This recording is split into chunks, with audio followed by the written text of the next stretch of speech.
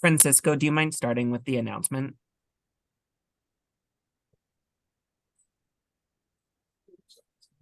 Hearing you.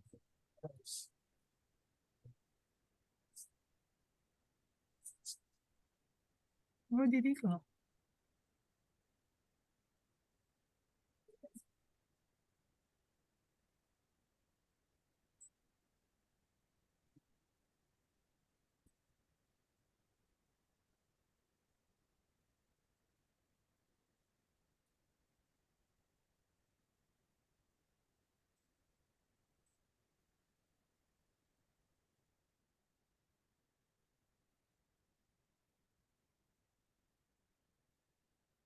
You need to Francisco message here, and just in case you didn't see it, he said he's in the channel. We tried to figure out. I see the message.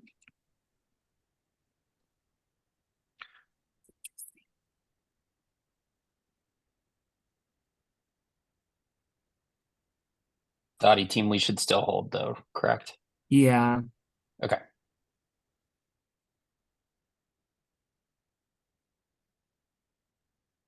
We're moving to attendees. Let's see if they will come back. Yeah. Oh, here. Yeah, let's promote him.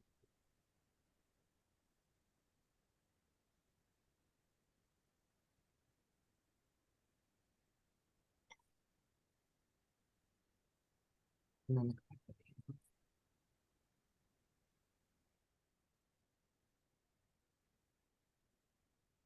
He's here. so interesting. Francisco, can you hear us?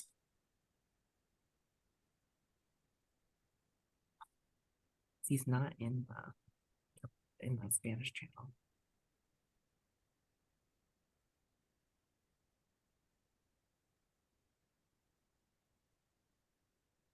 Yeah, let's just close down interpretation for a second.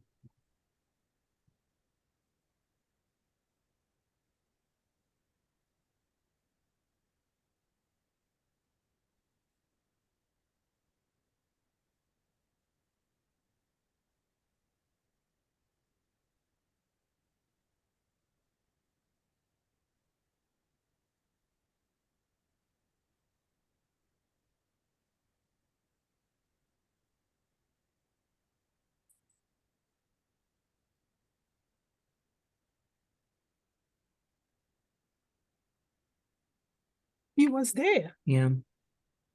Well, this is odd, but I will go ahead and make the English language interpretation announcement just to get the meeting started. So welcome everyone. Francisco will be interpreting this in the Spanish language channel, but the DOTI Advisory Board offers free language interpretation, and the meeting will be recorded in both English and Spanish and posted after the meeting is completed. To access language interpretation, you'll go to the interpretation globe at the bottom menu screen, and you'll click on the globe, and if you are speaking English, you'll select English as your preferred interpretation channel. And if you are speaking Spanish, you'll be using the Spanish language interpretation channel. We ask that even if you do not require Spanish language interpretation, that you go in and select English language, and that will allow for two-way communication between interpreters and any Spanish-speaking participants of the meeting. With that, if you have any questions, feel free to put them in the chat and we'll move forward with the meeting. Awesome. Thank you, interpretation team. All right, welcome to Tuesday, November 14th, DOTI Advisory Board meeting. Excited for all of you to join us. I'll hand it over to Alan for our roll call. Great, thanks, Jake. We'll quickly go through a roll call. Lucia Brown, are you here? I'm here. Great. Alicia Brown.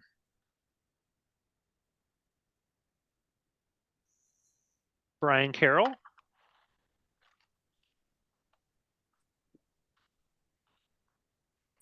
Ian Chaudhry. Yeah, I'm here. Great, welcome. Jake, I saw you're here.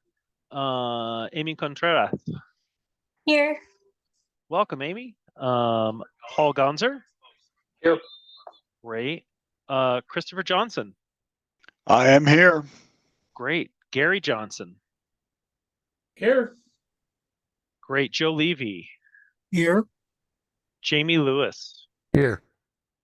great. Eileen, I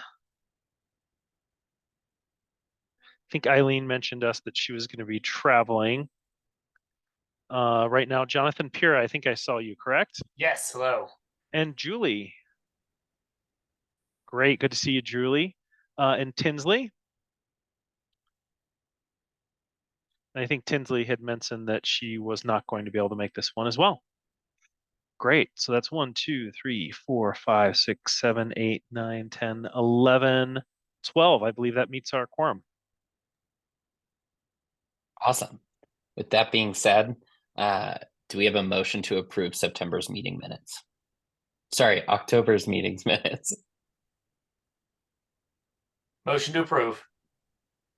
Second, Second. all in favor? Aye. Aye. Aye. And all opposed. All right, with that, they've been approved. And now we can shift over to our public comment. I'll hand it over to you, Nanita, for that. Yeah, we have 3 this evening.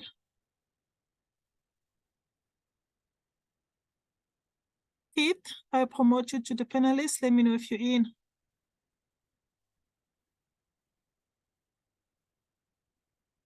Keith, are you in? Keith Meyer, go ahead. Great, thanks. Hi, everyone. This is my first time, so I think I have 2 minutes. Is that correct? 3 tonight, Keith, since there's Great. only 3 speakers. So yeah, take your Perfect. time. Am I able to share my screen?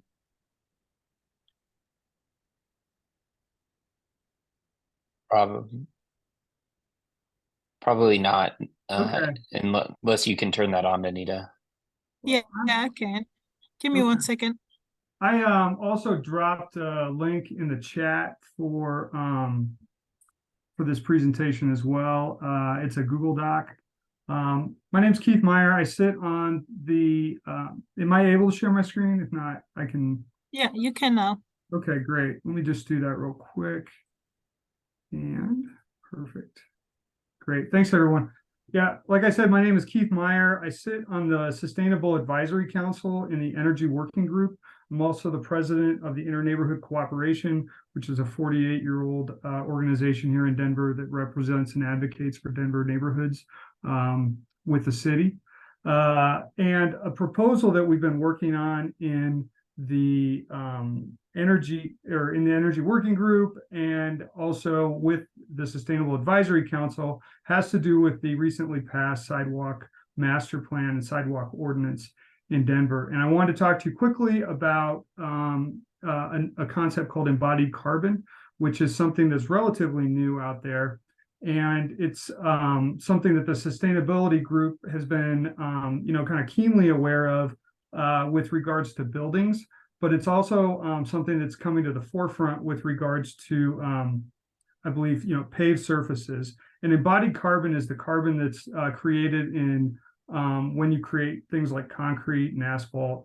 And it's actually, I'm going to kind of scroll down here through our proposal, but it's a concept that's not talked about a lot. But after energy and transportation, embodied carbon is actually the 3rd largest source of carbon emission that contributes to global warming and greenhouse gases.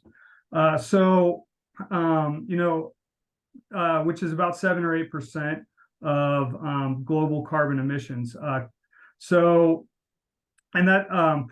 from Portland cement, which is kind of the basic building block of our roads and sidewalks. And one of the things that we've been looking at with the sidewalk master plan is just how much concrete is going to be placed in Denver sidewalks and neighborhoods across the city. And just to give you, I'm sure you're all kind of aware by now, you know, you're really on the cusp of the sidewalk plan, just how much many sidewalks are going to be put in and replaced over the coming years. So I don't feel like I need to go over that, but just kind of as a reference here, a typical sidewalk slab weighs about a half a ton, and it emits 450 kilograms of carbon in its production. It would take one tree an average of about 18 years to absorb the carbon produced by a single square slab. So just kind of imagine that over the 300 miles of missing sidewalks that are going to be put into Denver, and the expansion of narrow sidewalks as well. So one thing that we're asking DOTI to do as it looks to put this sidewalk master plan together is to start a process of reporting and looking at how to report carbon emissions in their creation of concrete. And we realize that there's several companies that are contracted to do the work typically in the past, and there's kind of still an ongoing discussion of how all this is going to get put together. But I think one of the things we'd like to see happen is for DOTI to work with the CASR office to really create a reporting system for the carbon that's created, and then eventually look at some low carbon options for implementation as well. That's coming along. This is really a document. I'm happy to share it with you all, and as well as I think it's getting passed internally as well in DOTI. But there's a lot of great references on here and sources to explain some of this further. I'd be happy to come back and talk more about this at a later time as well with any of you. And I just wanted to say that we, in all our recommendations through the CASR office, we have to do an equity analysis as well. And so there's an equity analysis in this. And then there's some resources at the bottom as well if you need any other information to look at to talk about with this. So with that, I'll take any questions, or if that's my allotted time, I'm happy to be done too.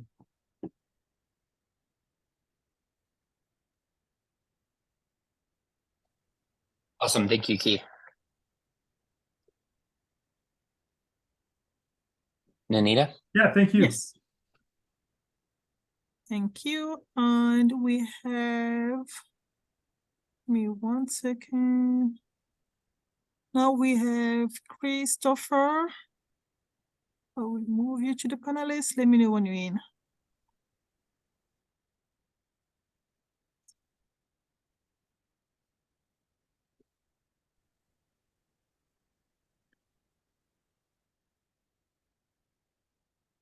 Chris Nicholson, are you in? I am. That would be me. Hi there. Hi.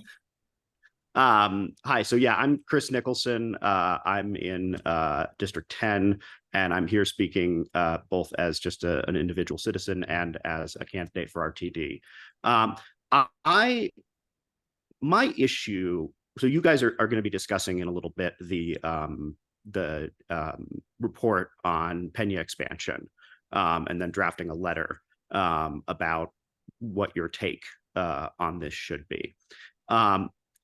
There's an internet meme that I'm a big fan of that goes around every so often. It shows two people trying to solve a problem, and one of them says, "We've tried nothing and we're all out of ideas." You may have seen this.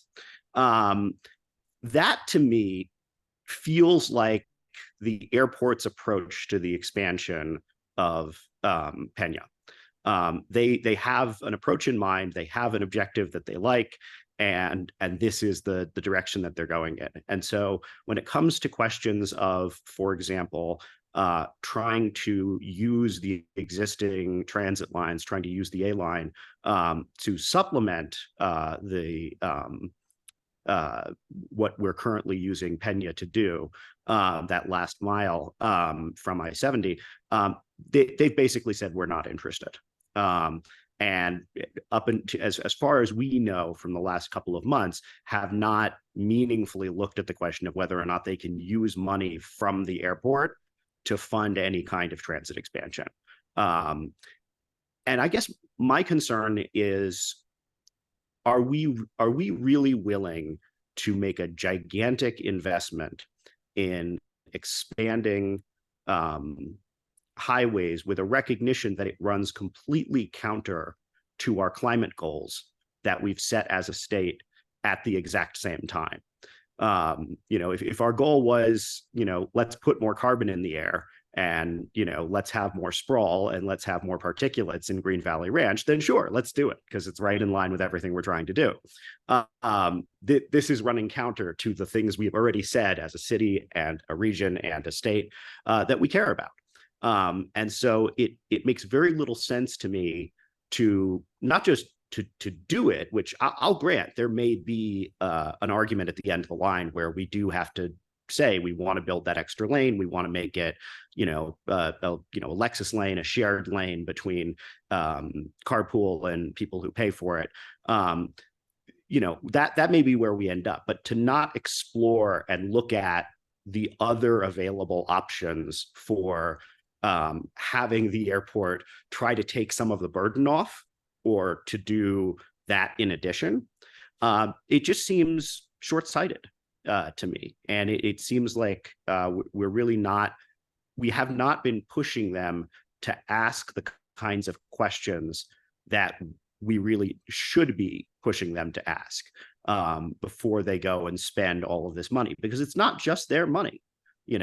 Having talked to friends, I've heard estimates that, if they do this the way they want to do this, the city at the end of the day can be on the hook for, $75 million of the project, just in the basis, in the way that the amount that essentially of Peña is covered by the airport versus the usage is covered by us. So it's like we have a responsibility. We have a fiscal responsibility to go to the airport and say, are you doing everything you can to handle this in the best possible way, in the way that aligns with our climate goals, that aligns with our questions of sprawl, that aligns with our equity goals. We've heard from leaders in our community, and I won't claim to be a leader from that community or from communities of color, but there have been serious objections to the amount of particulates that doing this will. I'm sorry to cut you, but your time is up and we have another speaker. Then I'll just say thank you so much, and I hope that you will consider these things in drafting your letter. Thank you. Thank you, Chris.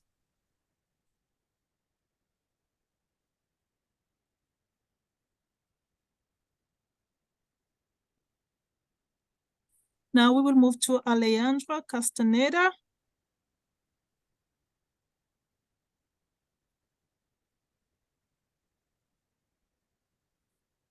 Alejandra, let me know when you're in.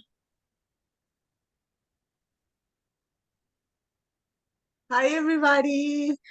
This is Alejandra. This is Violeta, my daughter, and this is Evie, her friend. We live in District 1. Some of you may remember them from when they provided comment related to unsafe streets around their elementary school, Academia Sandoval, in 2020. Now they're in 7th grade and they attend our neighborhood middle school, Skinner Middle School. We're showing up today, and they're a little blurry because I probably have my blur background, to talk about planning, plans, specifically bike plans. Denver developed a community citywide bicycle master plan in 2011 for the first time. We called it Denver Moves Bicycles. So that's 12 years ago. And in 2015, it updated its plan for the types of bikeways, where to put them, and to create a complete, connected, safe, and comfortable bikeway system in Denver, according to the website. That was in 2015, 8 years ago. Now the Department of Transportation and Infrastructure is launching Denver Moves Bikes Update. So this is 2023, 12 years later. Violeta here was born in 2010, just a year before Denver Moves Bicycle.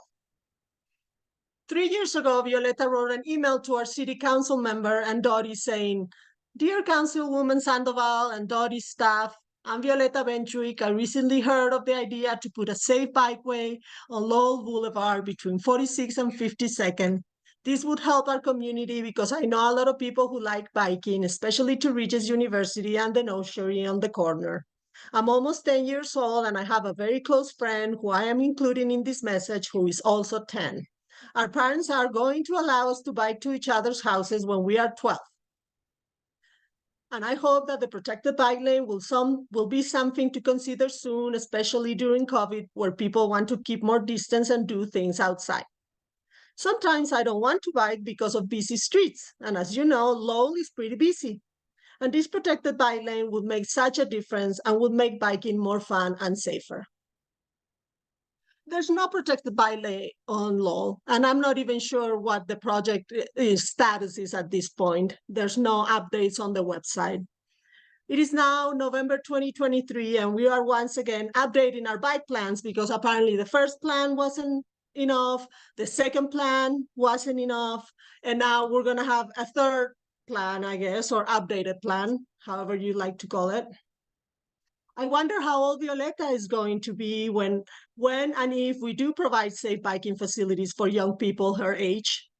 I'm losing hope we will have safe connected facilities for people my age. I'm going to be 50 pretty soon. I urge this board and our DOTI officials to stop planning so much. There are many cities and municipalities in this country and around the world who are implementing bike infrastructure rapidly based on international best practices. Please, I urge you to put pressure on whoever needs to get this done, to get it done. Thank you for your time and commitment to this effort. Bye. Thank you, Alejandra. Do we have anyone else signed up for public comment, Anita? I got Ellen telling me I have one email, but I didn't see. I only had 3, Keith, Christopher, and Alejandra. I think I see June Churchill raised with a hand raised here in the chat. Anita, I think she might have signed up for public comment as well. Yeah, let me promote. Thank you so much. Yeah. June, let me know when you're in.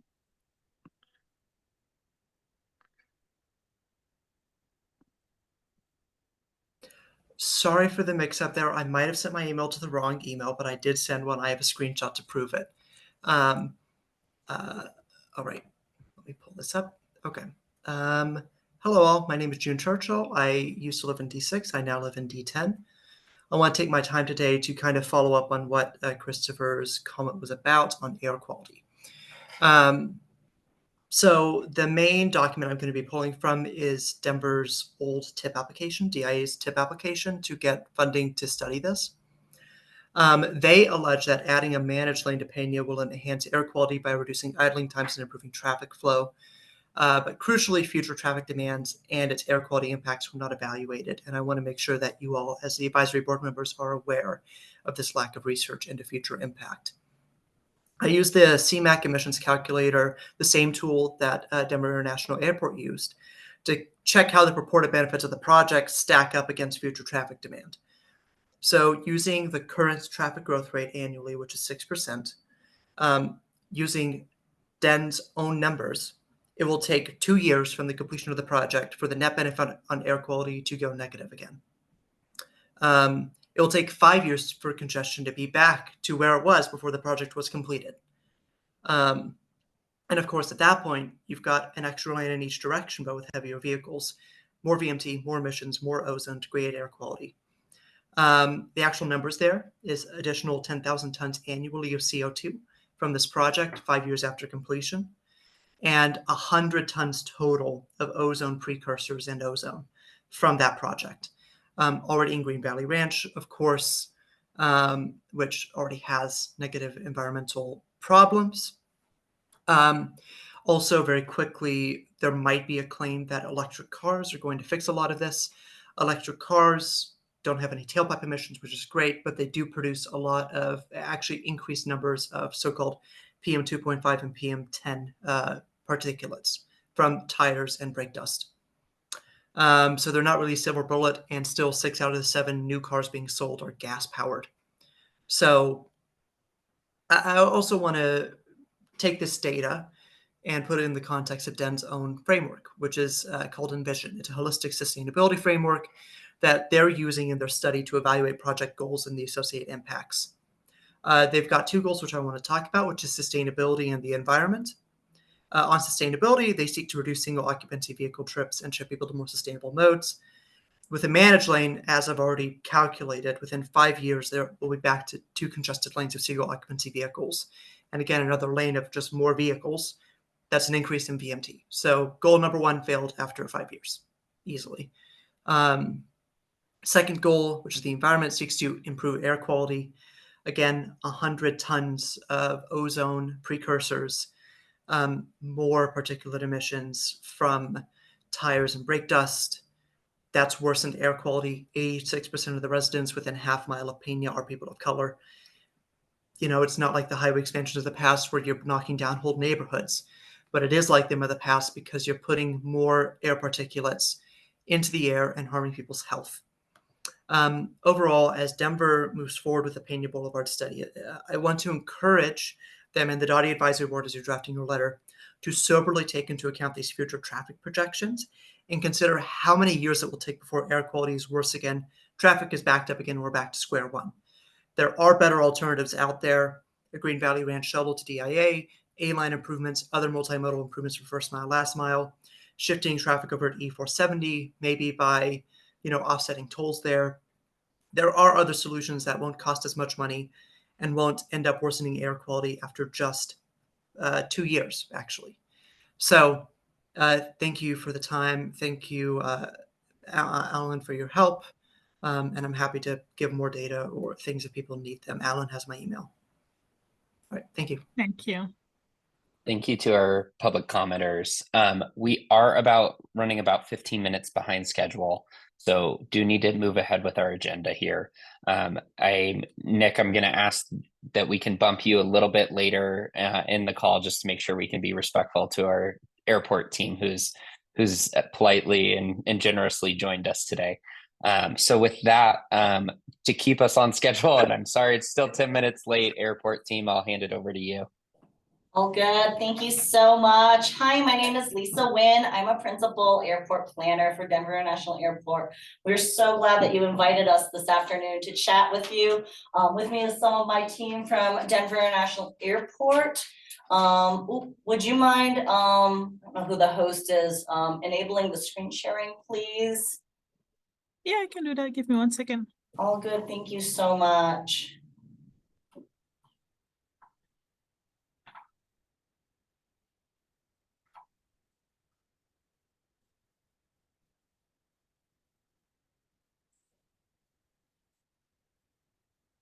You are good now. Okay, let's give that a shot. We want this one. Okay. Bear with me. Okay, everybody seeing our screen and hearing our voices? Fabulous. Okay. Great. Thank you so much again for letting us present to you a little bit today about the Pena Boulevard Transportation and Mobility Master Plan. Before I dive fully into the study, I do want to share a little bit more about Denver International Airport. Some of you might have heard, as of last year, we are the 3rd busiest airport in the globe. We are serving lots and lots of passengers. Very, very exciting. The airport, which opened in 1995, was initially serving 50 million passengers a year. As of 2022, we served 69.3 million. This year, we are on slate to serve 78 million passengers. And within the next 5 to 8 years, we anticipate serving 100 million passengers a year, which brings me to our first slide here, our Vision 100 plan, which is the plan on how our airport can serve 100 million annual passengers. We have a couple of guiding principles here shown in the orange. First one is our sustainability and resiliency. One of the goals for Denver International Airport is to become the greenest airport in the the world. And we want to ensure that our actions and decisions do foster a healthy and resilient organization. Second one is equity, diversity, inclusion, and accessibility. We believe that we are better when everyone is at the table and when we respect and listen to all viewpoints. Third one is our continuous stakeholder input and feedback, with a big focus on assuring that our efficient and effective operations are collaborating with our partners inside and out of the airport, looking at our challenges, our experiences, and looking on ways to implement improvement. Finally, enhancing customer service is our last guiding principle. This is the absolute core of our business. We work closely with our stakeholders to make sure that we can exceed needs and desires for our travelers.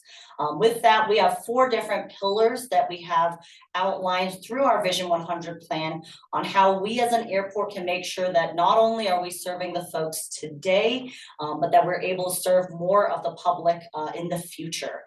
First one is powering our people, making sure that we have a solid workforce here, that our labor and folks are able to serve.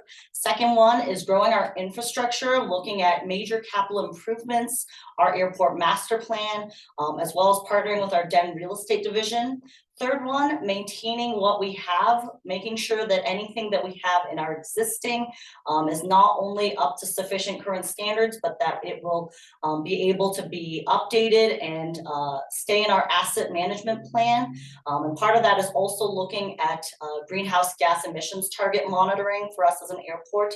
And then finally, the 4th pillar, expanding our global connections, looking for how we can continue to grow as an airport to help our region and our community, looking at other connections and possibly looking at connections, for example, into the continent of Africa, as well as our domestic network.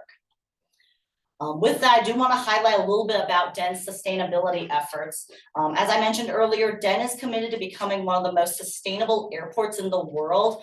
We have several bullets here, lots of exciting things happening within our sustainability team. One of those is that all of our applicable new airport projects need to be meeting either LEED Gold or Envision standards. Envision is essentially kind of like a LEED procedure for horizontal projects. Making sure that we have adequate electric vehicle or EV charging stations, not only for our passengers, but our employees, as well as our rideshare drivers. Looking at how the grid and our energy as well too, how we can reduce our energy and water reduction. Also looking at de-icing and fluid recycling, kind of a unique challenge at an airport is, of course, de-icing. So how can we certainly reduce the environmental impacts? And then finally, a broader ISO 14001 EMS system. This essentially is a certified process to make sure that all of our airport operations are the most sustainable that they can be. And another fun fact, we have over 150 acres of solar panels at the airport and growing. So a lot of good things and exciting things happening there. Couple numbers I do want to point out, if you're curious about DEN, while we are a large airport, within us we have over 1,200 different companies and tenants here.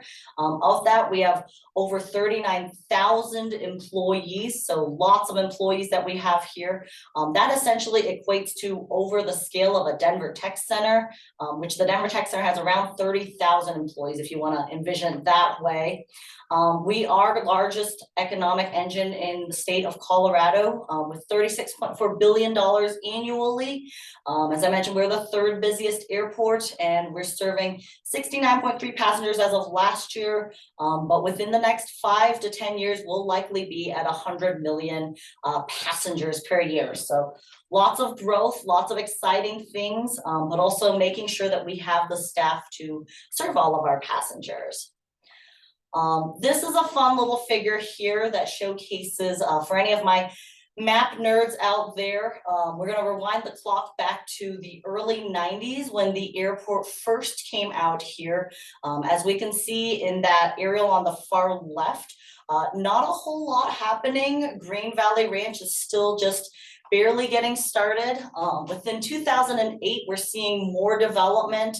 And then by 2023, where we are now, there's not only a lot more development residentially, but we see a lot of commercial development.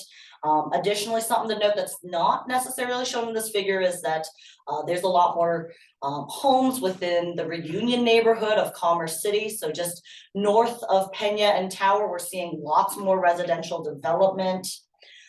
This is a nice little map here that showcases all that's happening around the airport. That's not just the airport. Something that I like to point out is the fact that there are over 27,000 new homes and residential units coming on board. That's a lot, but also there's a lot of additional commercial and industrial sites, several large warehouses and trucking facilities.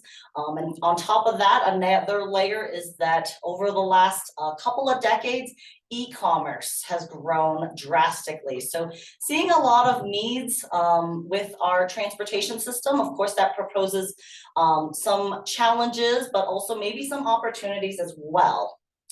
And with that, I'm going to kind of pause here to talk a little bit about the Pena Boulevard Transportation Mobility Master Plan. We've got three main elements within the study. So the first element is the transportation study. This focuses on how folks are getting to and from the airport, primarily along the Pena Boulevard corridor, looking not only on the needs of the airport, but all of those other warehouses, industrial, commercial development. What are those additional needs on Pena Boulevard that maybe weren't there back in the early 90s? So looking at a lot of those travel demands, looking at the projection for not only households in the area, but also future employment, all that will certainly put demands on our transportation network. Second piece is the mobility study, recognizing that one of the key goals here is we want to make sure that folks are moving in a more sustainable manner to and from the airport. How can we incentivize less drive-alone trips and incentivize more sustainable modes of transportation, including the A-line, the bus routes that RTD runs to and from the airport, but also perhaps some van pooling and carpooling for our employees. The mobility study will look at not only setting a baseline of where our mode share is right now for both passengers and employees at the airport, but also where we could be in the future. And then the third element is that we recognize the airport is by no means in a vacuum. The Gateway Area Travel Study is actually a big part where we are partnering with DOTI, the Department of Transportation and Infrastructure, to work specifically on recognizing what are the needs in this neighborhood, in some of the local street network, in the neighborhoods of Montbello and Green Valley Ranch, and where are those stressors, and how do we also help with the Gateway area. So that's the area that is shown in the green box there. As far as our study needs, we recognize that there are a lot of safety concerns in this corridor, definitely a lack of multimodal connections. Where can we partner to make sure that we're connecting to existing A-line stations and incentivizing and encouraging folks to take sustainable modes, whether that be walking or biking to a bus and train station. Regional growth, as I mentioned, we've got a lot of things that have already come on board, and we're seeing more and more sites build out here as well too. Aging infrastructure, travel time reliability, and last but not least, the congestion challenges that this corridor poses. Shown here is a timeline of our project and our study. We kicked this off back in early 2022, doing a lot of data collection, as I'll touch on in a little bit. Doing a lot of understanding of where we are in the baseline. What are our existing travel demands? What are the existing origins and destinations of folks in this neighborhood and network? And then back in February and March of this year, we had our first set of community and stakeholder engagement meetings, where we started discussing specifically with community members and those who are in the public to get what their input is and what their thoughts are. Right now, flash forward, we ran another round of community engagement in fall, in August and September. And then now we are at some of the development of our Transportation Demand Management Program, or our TDM program. I'll share a little bit more about that as I detail our mobility study. And then we do have one more round of community engagement through the planning study. As far as the planning version of the study, we anticipate being finished in early 2024. However, that rolls us straight into where number 13 shows, the environmental and design process, which includes NEPA, also known as the National Environmental Policy Act.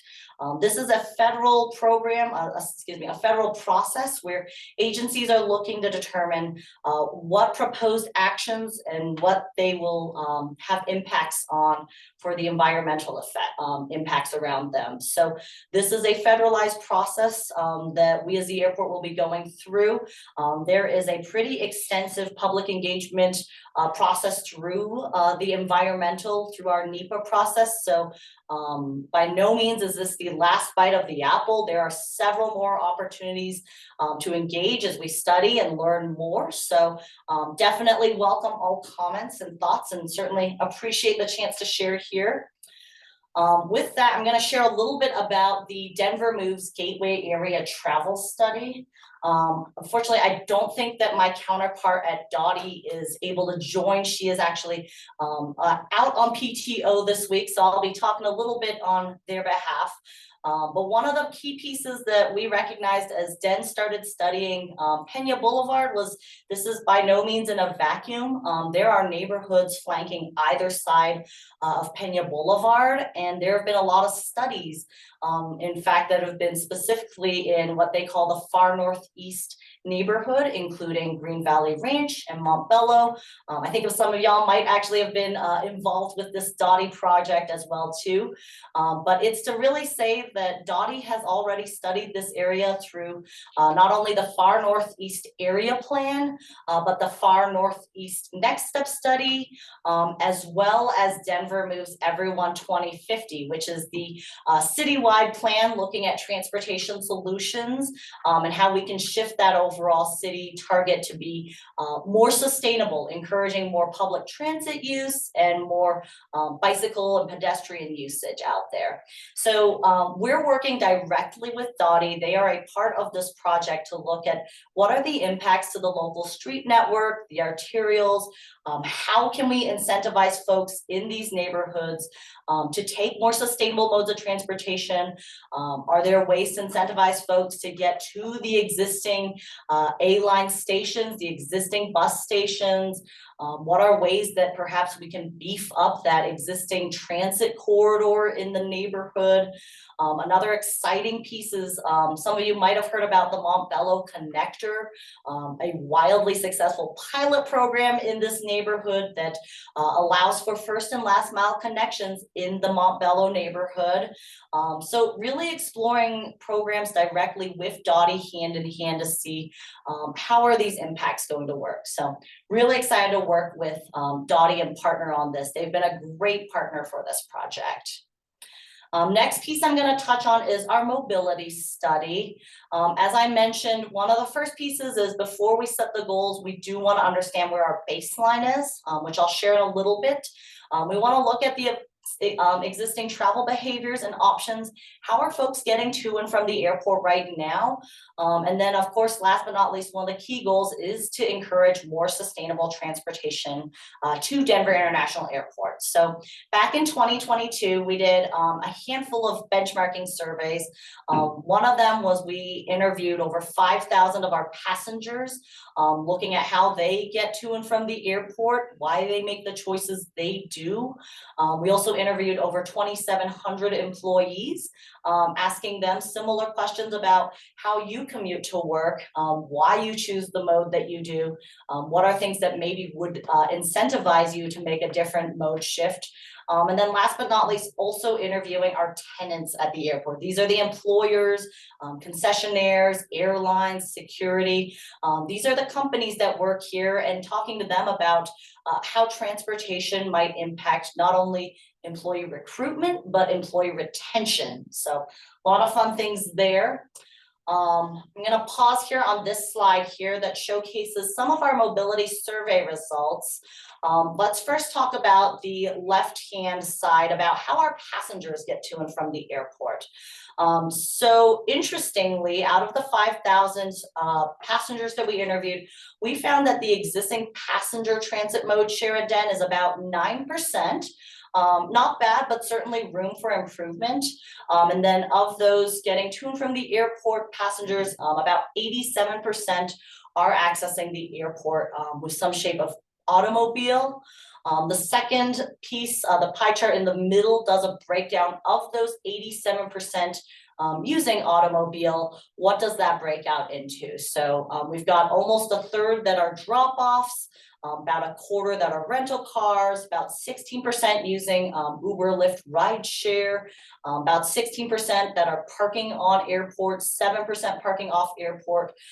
So again, I think within this breakout, we can certainly see perhaps some options and some target folks that maybe if you were dropped off at the airport, could you perhaps be dropped off at a transit station?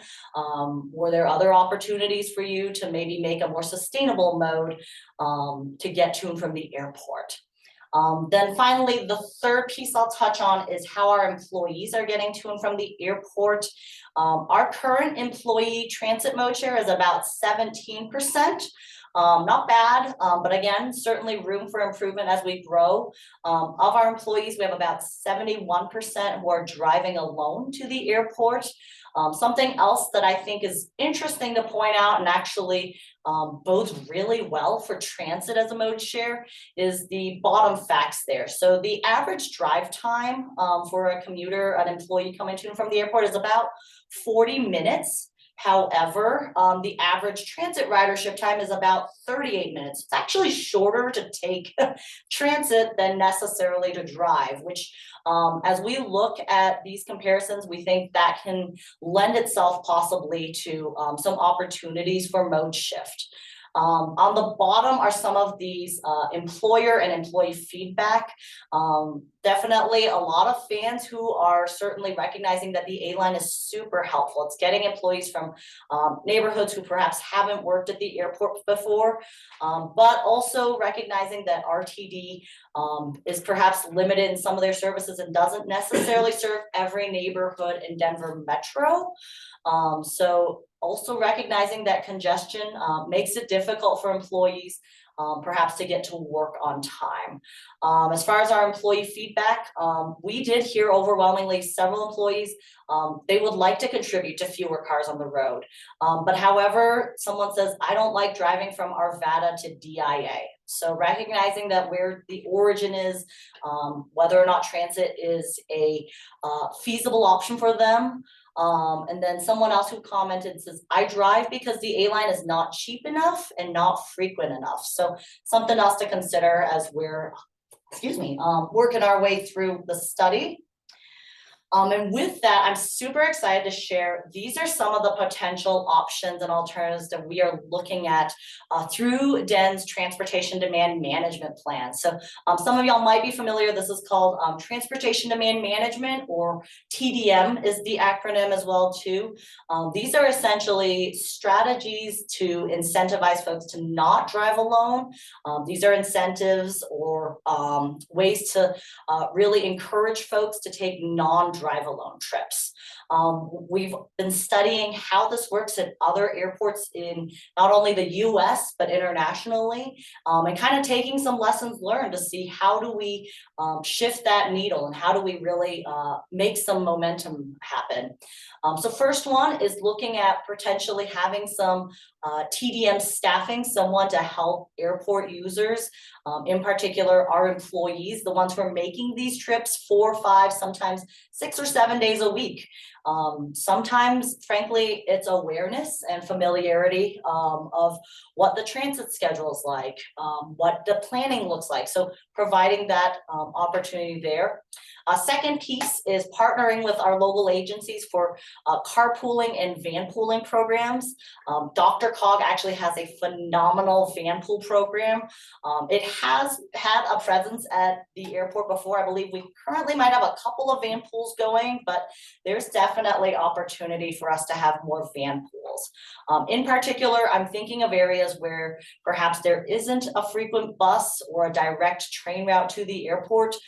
These could be really good spots for employee van pools to form and to come to and from the airport, as well as looking at where preferred parking in the employee lots could be for some of those van pools. So providing that extra incentive for folks to make that mode shift. Another piece could be transit rider support and incentives. Not only providing that information, but making sure that folks have eco passes. How can we partner with RTD? Something I will mention as a sub bullet is the airport actually partnered with RTD earlier this year, and every single one of our concessionaires, those are the tenants that you see on the concourses and the terminals, the one serving coffee and sandwiches. Every single concessionaire now offers EcoPass as a required benefit. So that's a big, big move in the needle. We're happy to see that. How can we help get other employers at the airport offering the EcoPass? Another piece, shuttles and microtransit. Are there ways that we can partner with neighborhoods, with other major employers in our area?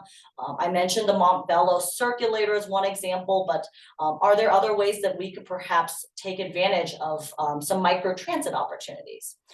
Similar to that, the first and last mile connections. Also looking at trail opportunities. How can we encourage folks to perhaps bike to their nearest train station and take their bike to work? And then finally, the guaranteed ride home program. This is another really good low-hanging fruit that helps a lot of employers. For those who may not be familiar, this is a program that's offered through DRCOG that allows for employers to buy into essentially an insurance program for their employees. So if there's an emergency that comes up and they took perhaps a van pool or the train or bus, they would get covered for their emergency ride home. So this is a really good way to kind of be a catch-all for folks who would otherwise maybe be shying away from taking sustainable modes of transportation. So lots of really good opportunities that we're looking at. Next piece I'm going to cover here is our public and stakeholder engagement as part of this project. As I mentioned a little bit earlier, so far we have done 2 rounds of public engagement. We've gotten over 700 comments, both in person and virtually. The map on the right side is kind of a heat map that shows where we're getting comments from. Something that we did want to make sure that we focused on was that we're hearing specifically from the residents, the community that surrounds Pena Boulevard. These are the folks who not only perhaps use Pena to get to and from work and to and from the airport, but to access the community and to any other needs they may have. So that is a key piece of their transportation. But also we certainly heard from a pretty wide spread of Denver metro area. So excited to have heard from folks. Like I mentioned, we do have one more round of public engagement coming up. That'll likely be in early 2024. So stay tuned. And with that, I do have this slide that I wanted to make sure we highlight. As a part of our public engagement, we're also specifically working with our stakeholder working group. This is a large group, certainly not all inclusive, but looking at not only fellow jurisdictions, RTD, CDOT, some of our advocacy organizations like Bicycle Colorado, Greater Denver Transit, but also some of our advisory groups such as the Mayor's Bicycle Advisory Board. So after this meeting, I think maybe this is a good opportunity for us to perhaps see whom from this group or whatnot we could get on this stakeholder group and be part of our conversations. Like I mentioned, by no means is this the last bite of the apple. After the planning process, we go into the federalized NEPA environmental study. And through that, there is an entire public engagement process as well too. So many more opportunities to engage with us as we start developing this a little bit further. And with that, we're happy to answer any questions you might have. I'm gonna maybe close out of the stop sharing here so we can see your lovely faces. All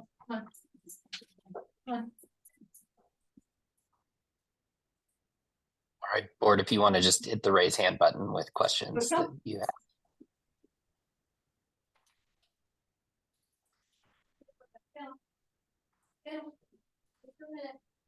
Jamie. Yeah, my first concern is with the quickness of the growth of passengers at DIA. It just seems by the time if you were to build this lane, you'd be having to build another one. So I'm just curious how we go from 68 million to 100 million and build only one lane. And my second question is, I was going to ask, what is the environmental impact on Green Valley Ranch? But it doesn't sound like you've gotten that far. But the first question, it just seems by adding one lane, I'm not sure how you're addressing the issue.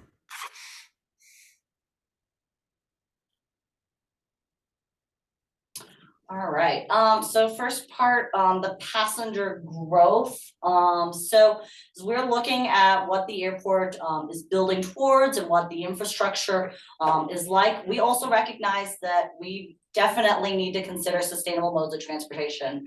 I think someone in our parking team actually told me that absolutely not, we can't build our parking lots to accommodate all those. So we do need people to take more sustainable modes of transportation to get here. Team, I don't know if anyone else wants to touch on passenger growth per se. Hello, everybody. I'm Bill Poole. I'm the Senior Vice President for Planning and Design here at the airport. And, you know, some of that growth is not all Denver-based passengers. We're going to have connecting passengers through here as well. The airlines are going for a larger share of that. But I think Lisa nailed it that, you know, we really need, you know, it's the long-term plan. You know, hopefully the shifts in the modes will come. You know, we want it to come as soon as we can, but we know it's got to come when we get in those later years. And so we're trying to, you know, kind of balance what's needed more immediately in that 100 million passenger range, and then also looking forward into the future. But you know, this study is not going too far into the future right now. So out of the ancillary options that we just went through, you know, with carpooling and stuff like that, are there any funds coming from your project that would go toward these multimodal or other options besides the road building? Yeah, so thank you for asking. That's a great question. I think someone actually earlier mentioned the airport's request through Dr. Cog's Transportation Improvement Program, or the TIP process. Within that request, 1.2 million is earmarked specifically for TDM, or Transportation Demand Management implementation. So while I can't say specifically what the dollar amounts are for those programs, this is earmarked specifically to make sure that those programs get to carry forward. Additionally, the airport is looking at some of the costs of some of these programs, and that's going to influence how we fund and support these programs as well. So good question. Thank you. Julie? Oh, sorry, I was going to also mention, so the other portion of your question about the environmental impacts, appreciate that question. Correct, we're not quite to that level yet. As we dive into NEPA, that is a very federalized environmental process that will be looking at the impacts not only of your project, but the surrounding communities. So yes, absolutely, that is certainly more to come. Yeah.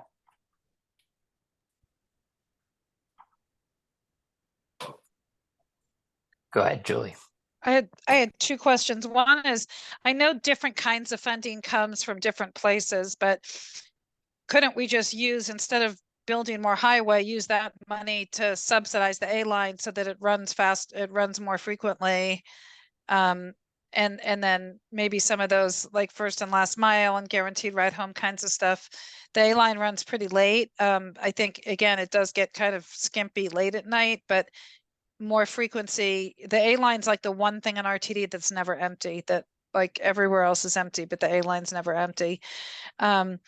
And then my second question is, I noticed and this might have just been the visual, but our experience is that it's more than that on the van pool and carpool programs. Is there going to be attention to make sure that those are all accessible? So if someone with accessibility needs wants to use one of those, that they're not having to go through gymnastics to, make a reservation 3 months ahead of time, that they could use them in the same way that other people can?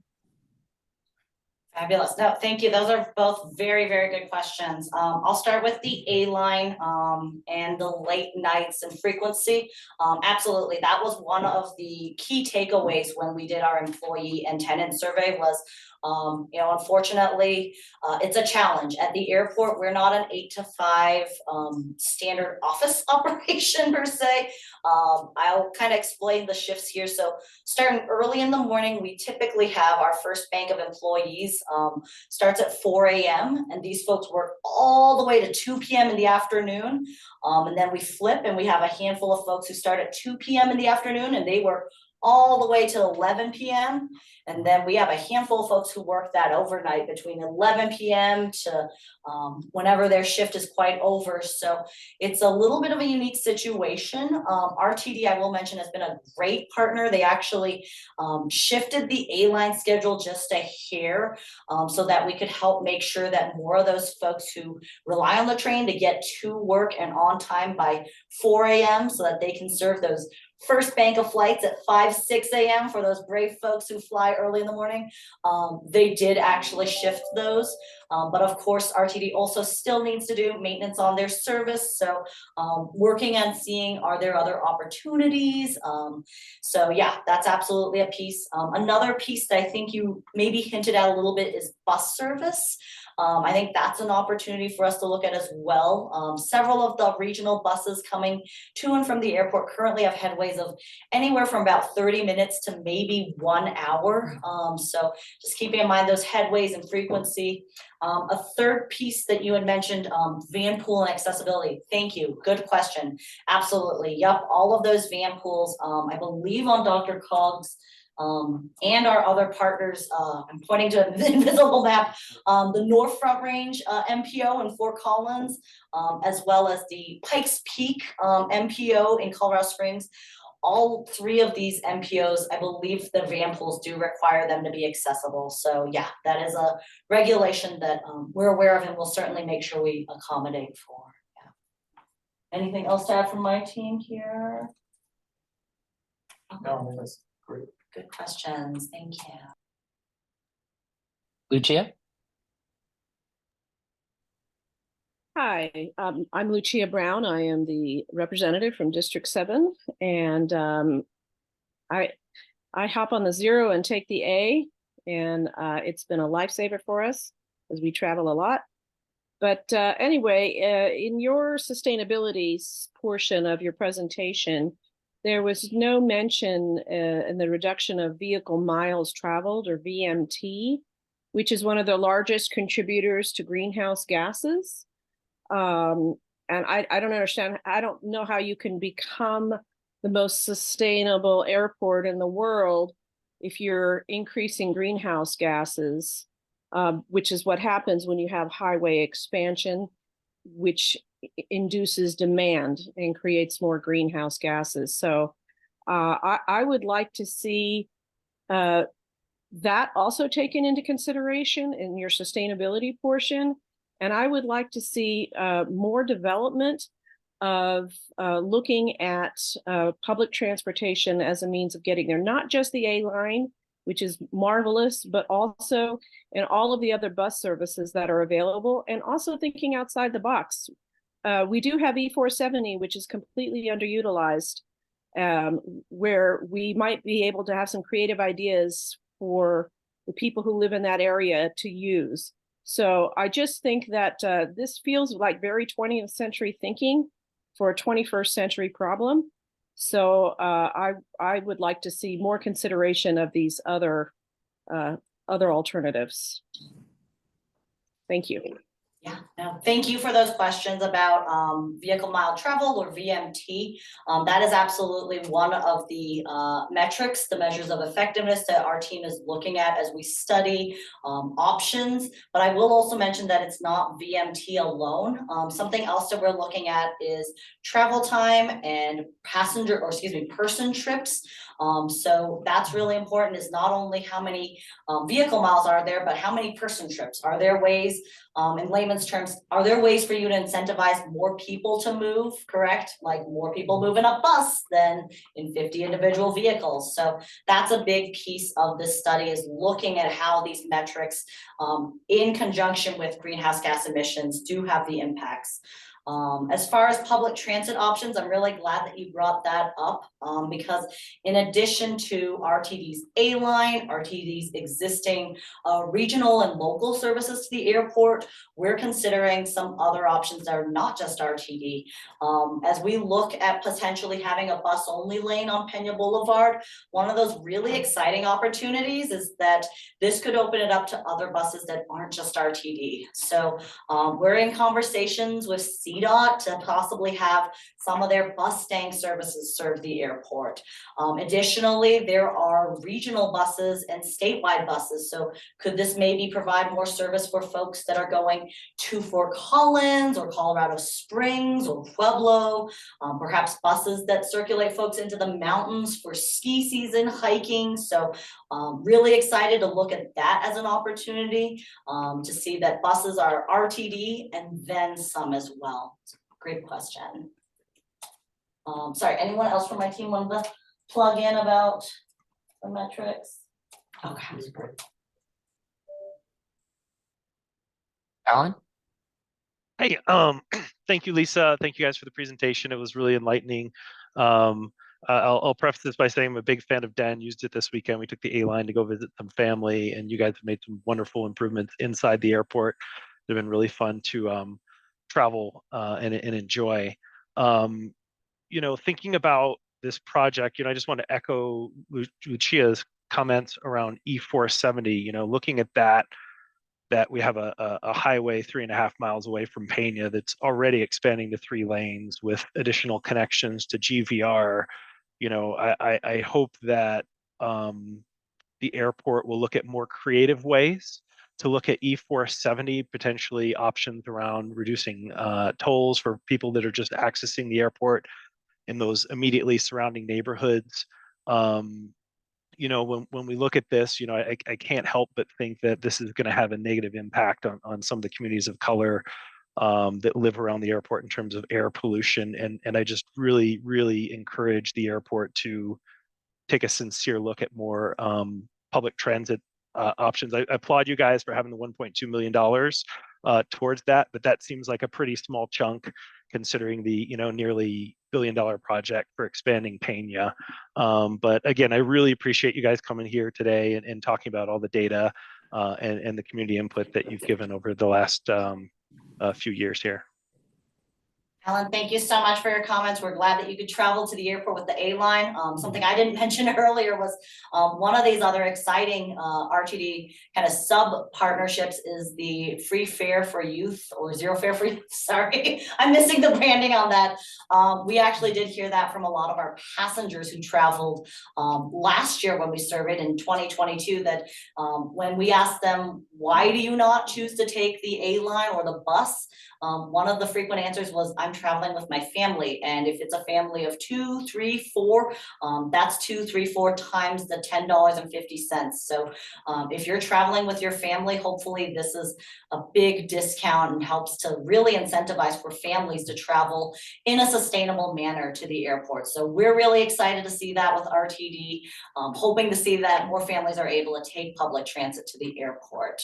As far as the E470 partnership, we are definitely, E470 is one of our key stakeholders in the working group. I can't speak for them per se, but as far as creative solutions, appreciate that terminology. And I think that's something that the airport is very open to, is if there are other creative solutions on how we can incentivize folks to take public transit to the airport, because it's definitely, I think I'm preaching to the choir here a little bit. I think this is a crowd that definitely gets it, but you know, like I said, sometimes it's a little bit of that education piece and question piece. So also open to any creative solutions on how we can encourage more folks to take public transit. Thank you. Paul?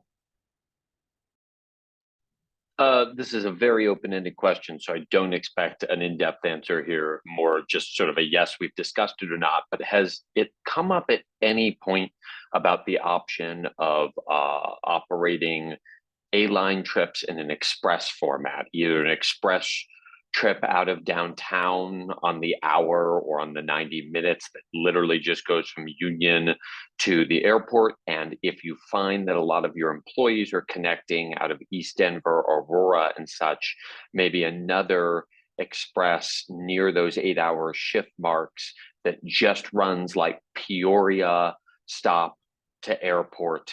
And not, I'm just, most cities that have a direct line out of their downtown core to their airport, in my experience, have at least a couple times over the course of the day an express that doesn't make a stop at all the suburban stops along the way. I was just curious if that's come up in Den's discussions with RTD, Dr. Cog, anything like that. Yeah, great question. Good idea. Something I will mention is as a part of this study, we've not only looked at our airport, but also other airports within the United States and how other airports are doing it internationally. So a lot of different flavors that we have, whether it's buses, trains, how the fare impacts those decisions. RTD is definitely at the table. They're a key stakeholder and partner with us. So certainly having conversations with them. I don't know if this specific express has come up as an idea per se yet, but we can certainly chat with them on that.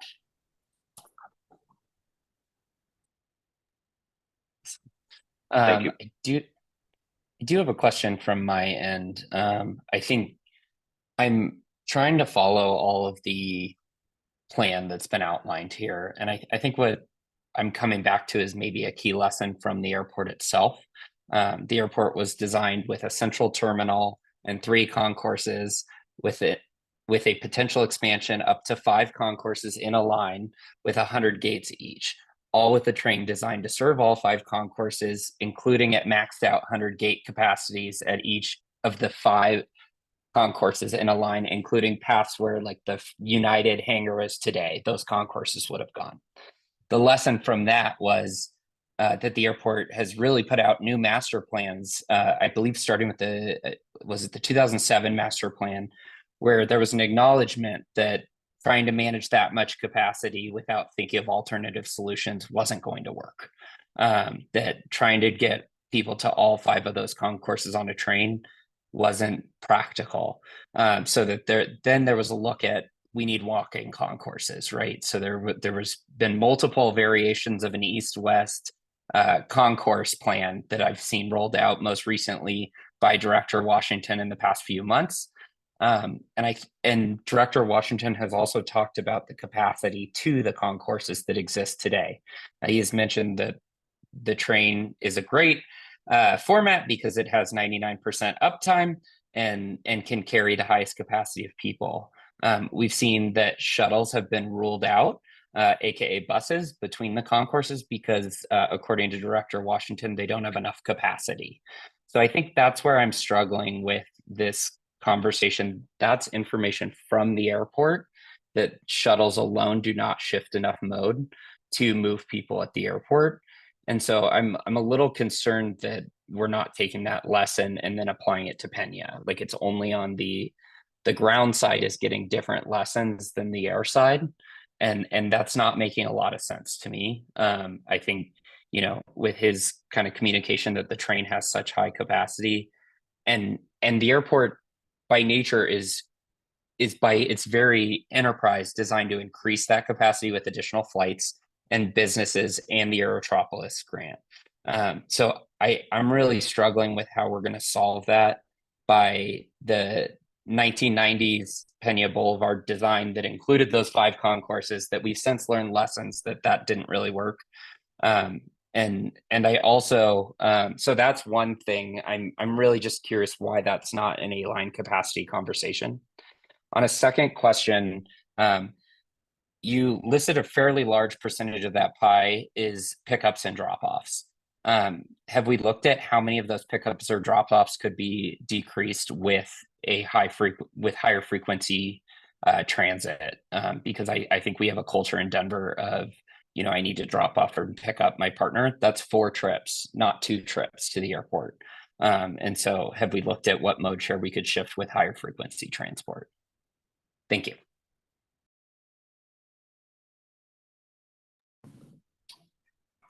Yeah, hi, this is Bill Poole again. So great work following our planning and everything on the terminals and concourses and stuff.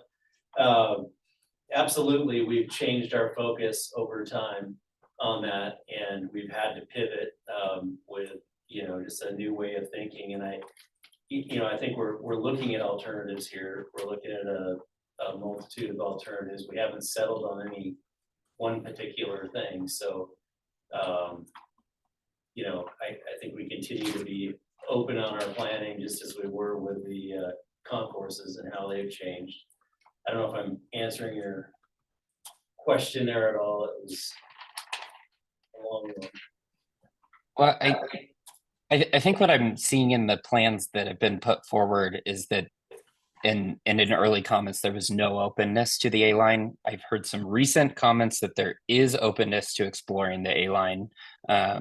Now that we've seen the FAA approve things like the transit for BART in San Francisco. But I think what I'm seeing here is the main option is transit demand management by shipping buses through a managed lane. And then on the same side, I've seen the airport say buses don't have enough capacity. So that's what I'm struggling with is we're saying that the train has the best capacity at the airport, but we're not willing to explore it for how to get people to the airport. And I think that's where I'm just really confused about why on one side, buses are a not good option. They don't have enough people moving power. And on the other side, you know, the train is not the right answer. It just seems inconsistent. Yeah, well, we are definitely, we talk to RTD routinely, and we are, going to be working with them and trying to figure out triggers for the A-line and understand that all better and what they're willing to do in the future. A lot of it's out of our control, and we are also reaching out to the FAA and trying to understand what we can fund and what we couldn't. And, that's a conversation that we need to do for everybody to understand that better. And, things that we know we can't, though, fund are the ongoing operation, the rail car purchases, all of that it all falls on RTD. So it's really the whole A-line has been, it's obviously complicated because we're potentially one part of the solution, possibly, depending on what we could do or what we can't do, but we're not the entire solution. We do have maps and stuff that show, just another thing, where our passengers and where our employees come from by zip code. And, we know we'd love to see more efficient ways to get to the A-line, but there's not really an efficient way to get to the A-line from certain parts of town. We have a lot of employees in Brighton and Commerce City and stuff like that end up funneling down. And so we are trying to figure out how, buses are an absolute part of this too. We want to see better bus coming from all directions. And of course, that's all part of RTD's budget and their what they can and can't do too. But we're here to support them any way we can, help drive ridership any way we can.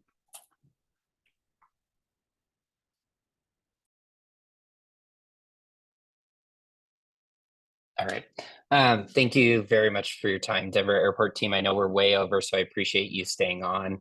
I apologize that we went about 30 minutes over on your time. So I'm very appreciative for you all taking the time and eating into likely some of your personal time as well. So appreciate that. And we will shift our board conversation towards the Pena Boulevard letter review and discussion. Nanita, can you grant me hosting access so I can share my screen? Yes.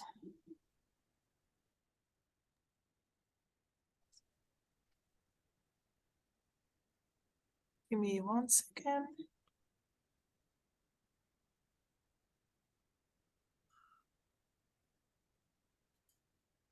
All right, everyone. So I might pressure us to move through this next section pretty quickly, given where we are on timing. I think we at most have 10 minutes, but probably more like 5 to 10. I want to make sure we give the DOTI team time for Denver moves, as well as that delayed leadership update from Nick. So as soon as we share a screen, hopefully we can move through these quickly. We likely will need to move some portion of this to a virtual vote as well. Let me know when you can. Awesome. Thank you, Nanita. Jake, can I just jump in quickly? Unfortunately, I have to leave at 5:30. Just want to put my 2 cents in. I still think we should move our letter forward. I heard nothing from this group that just presented that shows any financial responsibility in trying to use money for alternative transit uses. So I still think our letter is viable, and unfortunately, like I said, I have to leave, but I vote in favor of. Okay, thank you. I'm so sorry, team. I just got a new computer and I won't let me share my screen until I restart my computer. Does anyone by chance have it up that could share their screen? Sorry about that. I can try to pull it up if no one else has it handy, Jake. That'd be awesome, Alan. Thank you. Nidina, could you give me screen sharing privileges? Yeah.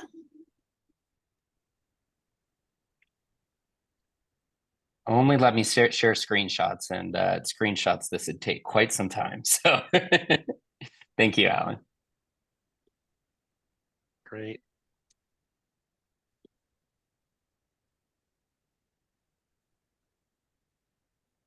All right, great. I'm going to go ahead and share my screen now.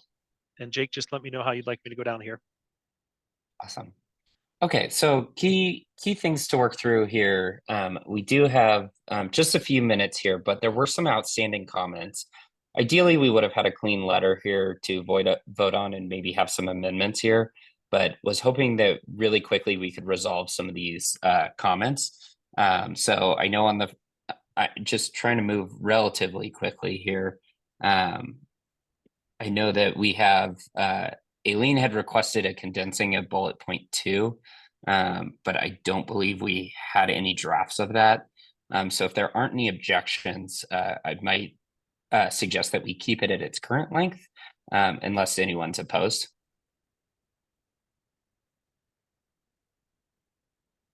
All right, not seeing anyone. So in that case, we'll resolve that comment. Lucia was requesting that we move the second bullet point to the first bullet point, just to have it read a little more clearly on objectives. I think that that's a pretty great suggestion. So unless anyone is opposed to that one, I think we should go ahead and move with that. Sorry for really dominating this, but trying to keep us moving here a little bit. So if you do object, please raise your hand and we'll talk about things. And thank you, Alan, for tag teaming. Awesome. Alan, you had a comment about increasing VMT along the corridor that will result in improved corridor. Do you feel like Aileen's suggestion to the environmental bullet point works? I think it was great. Yeah. Fantastic. All right. Yeah. Okay.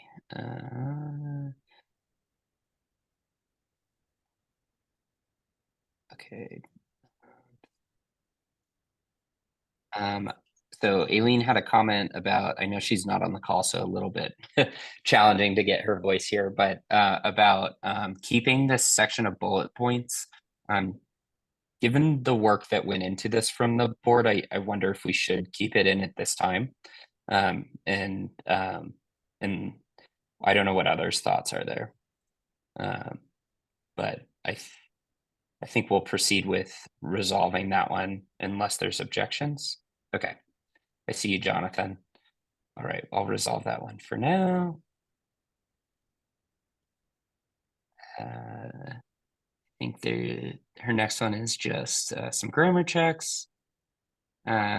Julie, I see you made a comment about the cars get off. They don't just exist within Pena Boulevard. They exist off in the whole city.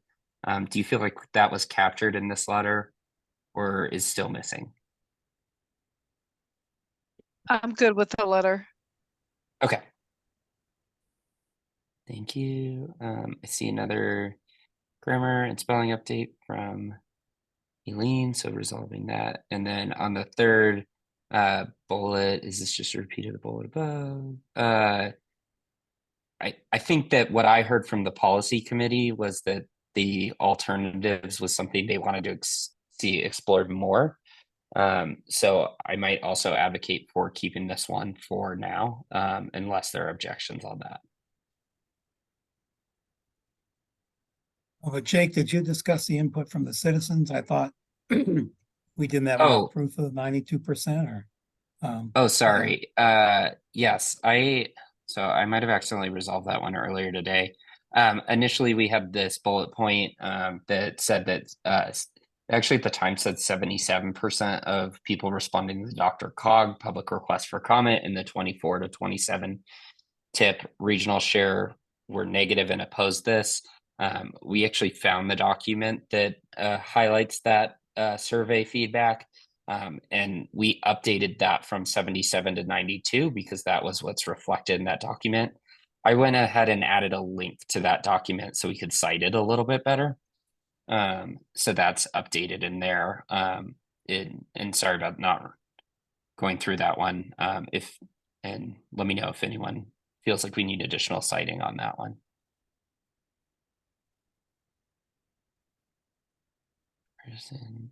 And then Lucia, you'd like to see this one move to the top as well, the alternatives. Okay. I'm not opposed to that. All right. I know that was not the ideal way of running through this letter, so I appreciate you all letting me take some chair's privileges on that process. With that being said, is there any other amendments that anyone would like to see or things that we think we captured, especially with this relatively rapid fire cleanup process on this letter?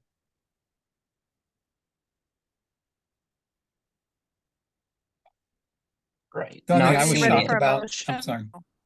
The only thing I was shocked about was when they said they have, well, they're sort of bragging, they have 1.2 million. And we brought it up that of the 71 million or something. I mean, they should be embarrassed by that, not proud to say it. So I don't think I want that to go in the letter, but that was a little shocking there. It's grossly underfunded. Yeah. And then, sorry, Julie, Paul, you raised your hand. Yeah. You know, I see this through the prism of someone who works in hospitality. And I know that the administration has ambitious plans for the convention center being finished in a year. You know, we're working, there's multiple audiences here, right? There's locals traveling for business, locals traveling for leisure, employees out there, visitors. Even if we just hallmarked the idea that like we would attempt to move visitors into the urban core more with mass transit or something like that. I don't know how you word that, and I hate throwing that idea out there and being like, someone else turned that into formulative language, but maybe identifying at least concrete goals to move percentages of pieces of the pie via alternative modes of transport. Yeah. Did you have a section that you thought that might make particular sense in? Yeah, And therein where I feel like I'm proposing something that I don't have a solution to, and I hate doing that. So I'll apologize to everyone listening. Maybe it's the wrong tool for this job. Yeah, maybe Paul, if you're open to it, since there is kind of a different timeline on that alternative of getting more people into the city core, maybe we could explore it in another date in kind of next communications on airport. Open to that, yes. All right. Sorry, am I seeing? Okay. With that being said, again, so sorry this is how we had to run through this letter, but we are running very late on this meeting. So Anita, I think Christopher Johnson, by the way, might be in the public group. Would you mind promoting him? Sorry, back into the board panelist group. Yeah, give me 1 second. Thank you. Sorry, go ahead, Thank Jake. you, Sorry to interrupt. I do think that there was some interest in holding a vote on this meeting from the policy committee. That was one of their requests on reviewing this letter today. So with that being said, and Christopher, I will give you a second to join, just so I can make sure you don't have any comments here before we move on. But I would like to at least open it up to see if we have a motion for a vote. If not, we can explore a virtual option. Julie, is that a motion from you? Okay. Any seconds? I second it. All right. Alan, do you want to?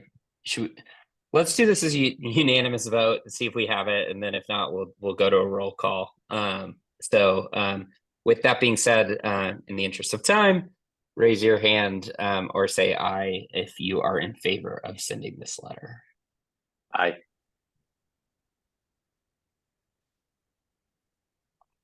Aye.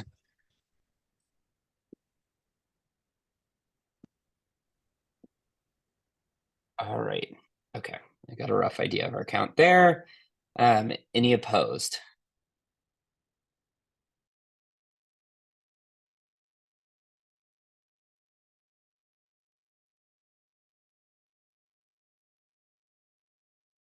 Oh, sorry, I was on mute. Just confirming, Ian, your hand is raised in opposition. No, I'm trying to remove it. Okay, I had a feeling that might happen. We definitely have that in Zoom sometimes. All right. I believe that is a unanimous aye in favor of sending this letter. Alan, will you document that vote for us? And we will go ahead and send it. We'll save you all a virtual form fill here. All right. Trying to move as fast as we can here because I know we got some DOTI team time here. Nick, I promised you your leadership update a little bit later. I wasn't thinking 5:30, but we'd love to have an update from you. Not a problem, and I will make this very quick so we can get to Taylor on here. So looking at 1 minute here. That's my goal. First off, I'm going to guess most of this board saw the budget was passed unanimously on Monday night, the city budget. That's a $4 billion budget. Lots of good things in there. Just a few of note, or a couple of note, is 17 million coming to DOTI for different infrastructure, safety, transit investments on that. So very excited to get to 2024 and really start implementing Mayor Johnston's vision and budget here. Successfully had a very good event last week, and I know some members of the board attended with the Connecting Auraria Larimer Bridge project on there. So do appreciate folks coming out and joining that event, and very excited for that project and how it'll connect the Auraria campus to downtown and Larimer Street. This group also probably is aware, no news on executive director at this point. Going back to our volume-based trash pricing program, we'd seen a presentation on this, I believe, earlier this year on it. Continued rollout of compost is coming up. Up next will be the Montbello, Gateway, and Green Valley Ranch neighborhoods. So as we roll that out, we try to make sure there's a very strong education component with that. The vast majority of people in Denver, compost is new. And if we don't do it correctly, it is not just not helpful, it is counterproductive on that. And so that was something we heard very clearly from City Council as we were working through this program, was the need for education on that. So excited to continue that compost rollout. And I think there was a reference earlier, Sidewalk Committee continuing to meet, meeting bi-weekly. We're going to take Thanksgiving Eve off on that, but most recently been reviewing some different funding scenarios and are going to start to potentially narrow in on some ones that folks think will work best, and will also work within the confines of Colorado's Tabor rules on that. End of report. Happy to answer any questions. I might add a brag to your report, Nick. The Larimer Street Bridge, for those that weren't able to attend the groundbreaking, is just an incredibly thought through, excellent, wonderfully delivered project. It's so well thought through that I learned from Director Phipps that the planters feed and filter water into the Cherry Creek, which I mean is just amazing, just that level of thought that went into that project. So huge shout out to the DOTI team for just delivering an awesome project. Thank you, Jake. I'll pass that along. Appreciate that. All right. Any other questions for Nick? All right. Taylor, I'm so sorry. Hopefully we haven't kept you too late into your personal time, but you can have until the rest of our meeting for your Denver Moves Bikes presentation, and thank you for coming. Cool. Thank you all for having me, for slotting me in here kind of at the last second. I'm seeing that screen sharing has been disabled. Can I get permission to do that? I thought I had clicked the presenter link that you sent me, Anita.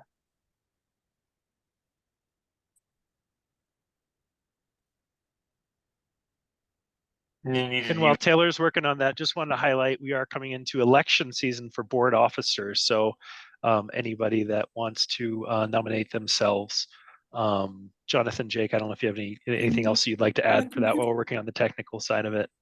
Sure. We'll provide a brief update on that. I have a Google form put together that I'll be delivering tomorrow to you all to submit nominations for co-chair and secretary roles.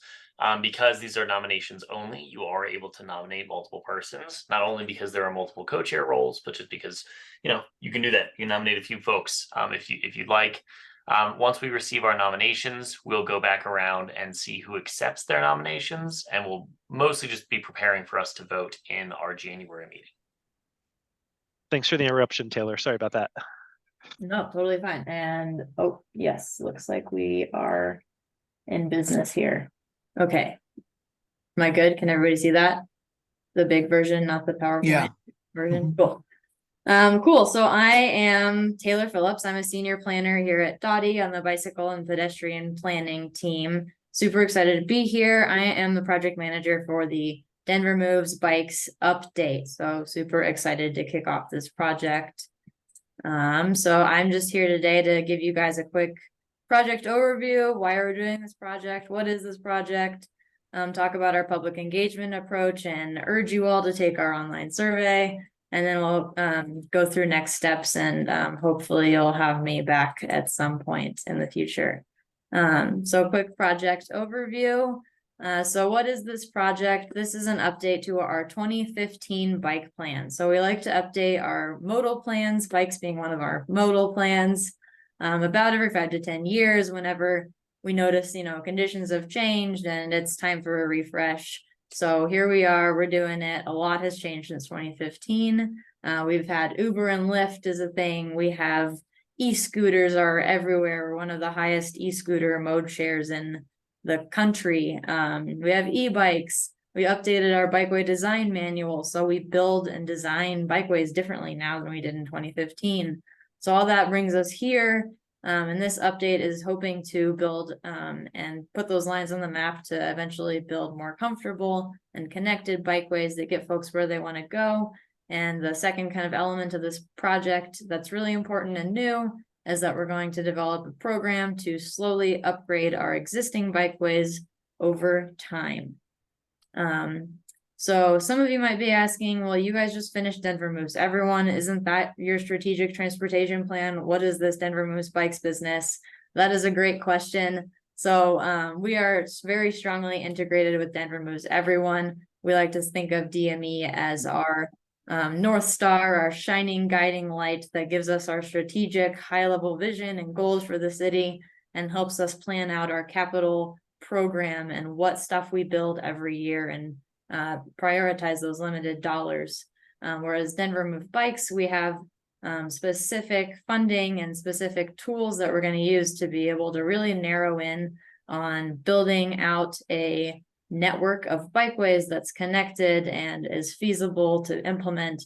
And all the recommendations from Denver Moves Bikes are going to be flowed up into the Denver Moves Everyone world, where capital programming and all of that great magic stuff to decide where we spend our transportation dollars will happen. So very integrated with the DME team and the DME plan. In addition, we have the same project goals as Denver Moves Everyone. So these might look familiar to you if you've been following along with Denver Moves Everyone. Equity is kind of our goal that ties all of these other ones together. But we're just putting a little bit of a bikey spin on how we define all of these goals. So mobility, we run a bike network that's convenient and affordable and efficient. We want equitable access for all folks moving around Denver. Safety is the next one. We want to make sure that people of all ages and abilities are safe and comfortable moving around Denver, and that low-income households and people of color are not disproportionately impacted by traffic violence. The next one, sustainability. We all know this one really well. We want to make sure that we are combating air pollution, climate change, and eliminating health inequities by encouraging folks to ride their bike. Community, we want a bike network that is shaped by community needs, which is why we have a robust public outreach campaign going on right now. And we want a bike network that enables stronger connections between community members. And finally, quality. We want to make sure that our transportation infrastructure is high quality, kept in a state of good repair, and that we collaborate both internally within the city and externally with our stakeholders and our community members to make sure that our projects are high quality and meet community needs. So how does this project fit in with all of our other ongoing Denver bikey related initiatives? So community transportation networks, that's kind of the main way that we build bikeways right now. So if you've heard of Northwest, Central, and South Central community transportation network projects, those are the projects that over the past summer and going into next summer as well are building out tons and tons of miles of bike infrastructure in those 3 targeted areas. We've got another community transportation network area kicking off soon in the Globeville and Elyria Swansea neighborhoods in North Central Denver. That's still going to be kind of our bread and butter of the way that we build bikeway networks quickly, efficiently. And then we're updating Denver Moves Bikes to make sure that quickness and efficientness is even better. The Vision Zero and Bikeways evaluation study, we just closed a survey that a lot of people are going to be confused. They're going to say, oh, you guys just finished a bike survey. What are you asking me to take another survey? These are pretty different, actually. The Vision Zero and Bikeways eval study, I like to think of this as kind of our engineering arm of the program. So that project is really looking at specific design treatments on specific corridors to determine their effectiveness, to make sure that we, at the design phase, are designing bikeways that do the things that we want them to do. So are our curb extensions slowing vehicle speeds and shortening crossing distance? Are traffic circles working and slowing vehicle speeds? Are speed cushions working? All of these like little interventions that we put out in our roadways.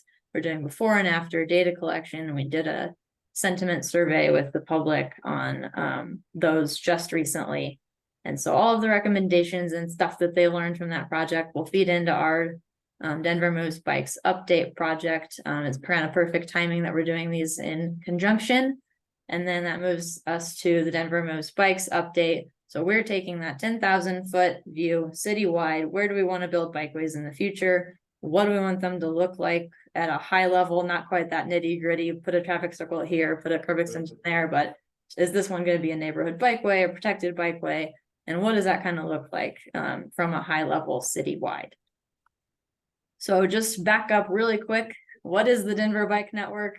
You're looking at it. This is kind of our map of where we want to build bikeways in the future. Those solid lines are existing bikeways, and those dashed lines are recommended bikeways. So this is a photo of our 2015 bike Sorry, map. can you say that again? What's what? Yeah, definitely. The solid lines are existing bikeways, and there's an online map that you can zoom in and get a fine-grained detail on all this that I'll share after the presentation. But yeah, those solid ones are where we have existing bikeways, and then dashed is where we hope to build bikeways in the future. So this is kind of a citywide planning effort. Does that answer your question, Julie? Yes. Okay, great. So what makes up the bike network? Within those dashed and solid lines, we have different bikeway types. So the top 3 here in green, the highlighted ones, we call these high comfort bikeways, and those are neighborhood bikeways, trails and shared use paths, and protected bike lanes. So we call these high comfort bikeways because in Denver and nationally, there have been a handful of research studies that point to folks feeling more comfortable and safe on roadways that have these types of facilities. Protected and bike lanes and trails and shared use paths obviously have that physical barrier level of protection. You're completely separated from traffic, or there's at least a vertical element separating you from moving cars. And then neighborhood bikeways, the goal there is that there are so few cars on the road, and those that you do see are driving so slowly that it feels comfortable and great to be able to ride in the street. And we put up what we call traffic calming measures like speed humps, traffic circles, curb extensions, things like that, to make that slow and calm and low vehicle volume environment where bikes are first. So our goal at DOTI is to build a network where every household is within a quarter mile of one of these top 3 high comfort bikeways. We still have bike lanes and buffered bike lanes. These are tools in the toolbox that we use to connect some of our high comfort bikeways in areas where we're constrained geographically or by like geometry. There's not enough room in the road to fit a protected bike lane, even with parking removal and all of that stuff. I know that comes up a lot. And they kind of really just help us connect and those high comfort bike facilities and complete the network. So just a quick history of the Denver Bike Program. So we started out in 2011 with the first iteration of Denver Moves Bikes. We really had a pretty low budget, small staff here. All we did was follow the street paving projects, maybe stripe a shared lane marking or a 5-foot bike lane on a road and call it good. Not the most comfortable or safe bike network, not the best way to build a bike network either. In 2015, we updated Denver Moves Bikes, included some new locations and types of bikeways in there. We started doing capital projects. Since then until now, we've expanded the bike program even more. We have the Community Transportation Networks program that installs tons of bikeways every year. We've installed probably almost 200 new miles of bikeways since that Denver Moves Bikes was last updated in 2015. We've also updated our bikeway design manual, as I referenced before. So here we are, we have all these new bikeways, and we're like, where do we go from here? We have these new design standards, and we're going to, through this project, update the network map and then build a program to upgrade our existing bikeways. So that can be one of a few things. So you can think of our existing bikeways that are built in paint and post, upgrading those to concrete materials, nicer looking materials, things that have a little bit more heft to them, that help folks feel more comfortable and safe on our roadways. And then spot improvements. So there are tons of bikeways out there that feel pretty good as you're riding along them, and then you hit an intersection or a tricky connection and you're like, oh man, I'm scared, this is not comfortable. So we're trying to crowdsource and use some predictive data, crash data, to identify some of those spot improvements where we can make a quick fix at an intersection to make the whole corridor feel a lot better and really enhance those connections. So what kind of info are we going to use for all these network changes? Short answer, a lot. So in addition to kind of the big data stuff, we'll use vehicle speed and volumes, travel demand, equity, making sure our bikeways connect to one another, crash history, feasibility of implementation. That's a big one. A lot of the lines on the map right now say build this type of bikeway, and then we go out and we're like, we can't fit. There's not enough room without moving buildings or moving curb or moving trees to do this. So we're going to make sure that this project recommends bikeways that are implementable and feasible. But the biggest thing is really public and stakeholder input, and that's why I'm here today, to urge you all to spread the word about our public input online map. But yeah, we really want to crowdsource. Where do you feel uncomfortable? Where do you want to bike but you currently can't?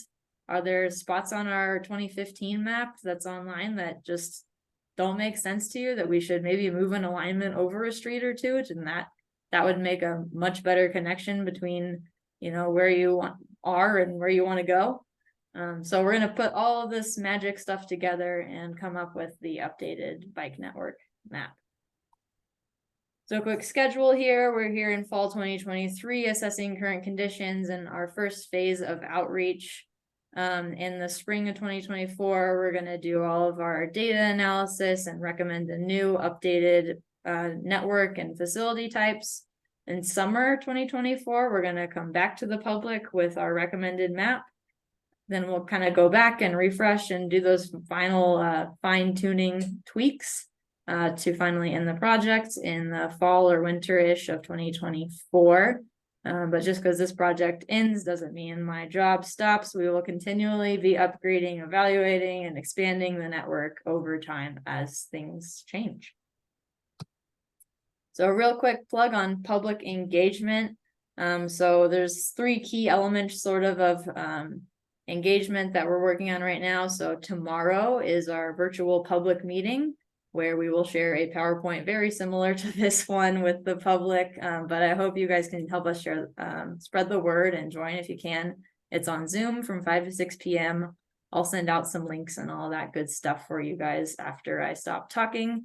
And then I'm also speaking at our community advisory group, MBAC, IMPAC, INC, here with you all tonight. And then in addition to that, we have an online mapping tool with an online survey that you can drop pins and points and tell us what you think about the bike network and where are those scary spots and intersections.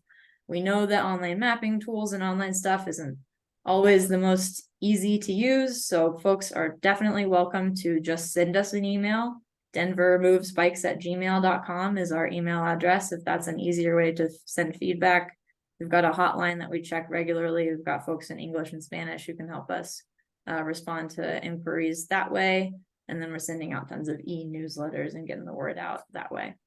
And then in addition to that, we have in-person engagement. So I just came from a training with our community-based outreach partners. So these are folks that we are hiring that live in the community, particularly our hard-to-reach neighborhoods in kind of far northeast Denver and far southwest Denver. And they're going to help us do community outreach. They're going to go to events and stuff in their community. They're going to go stand on the side of the bike lane and try to grab people and ask them what they think about bicycling in Denver. So we're really excited to be able to have these folks work with us, because we know this online engagement thing isn't for everybody. And hopefully we can get some more diverse feedback from folks in all reaches of Denver by working with them. So yeah, next steps. I hope you all spread the word about the online map in the public meeting that is tomorrow. I'll send out an email with all of the materials and stuff for y'all to spread the word, a little share kit. Hopefully that's helpful. Feel free to email me with any community events that you think our community-based outreach partners might be good for us to like send them to. And then we'll come back after public outreach and data analysis with a draft network, and I hope you'll have me back to do that. So with that, I will pause and let y'all ask any questions you have. And Joe, go for it. Joe, yeah. Okay, I just have one question, how maintenance fits into this. Actually, I went to the online mapping and saw some of the comments and agreed, but I did put some comments in some of the some of the protected bike lanes are poorly maintained. It's not obviously, it's the neighbors around and stuff or whoever's doing it, but I don't know how that gets solved or how that's in the budget or how that becomes a piece of the pie, whatever it is. But there's some that that I ride on in the winter. I don't think they're rideable or they probably don't get cleaned enough and there's trash in them and all that. So what is the plan on the just maintaining what we have now and how we maintain the future? Yeah, great question. We have some of the folks on our maintenance and operations crews is on our project management team. So they're going to help us kind of advise as it pertains to that.